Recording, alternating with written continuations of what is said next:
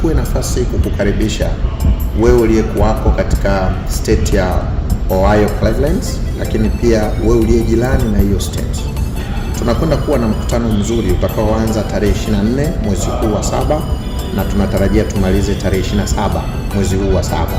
Na katika mkutano huo tutakuwa na dhima mbili tutakazojifunza. Katika mahubiri yetu makuu tutajifunza somo linalosema kuishi maisha ya Yusufu katika ulimwengu wa Daudi. Daudi alishindwa dhambi ya uzinzi akaanguka, lakini Yusufu alishinda dhambi ya uzinzi na hakuanguka. Wakati wote walikuwa na roho wa Mungu. Je, nawezaje kuwa Yusufu katika ulimwengu aliokuwa kwa Daudi? Usipange kukosa.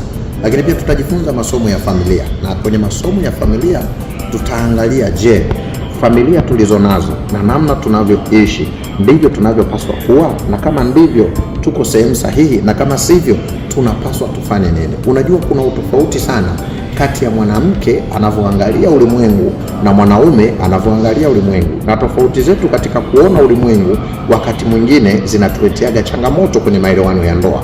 Lakini kumbe tukijifunza, nikagundua kwamba mwanamke huwa anaona hivi na mwanaume anaona hivi, itatusaidia kukaa pamoja kwa kuheshimiana kwa namna tunavyoviona vitu.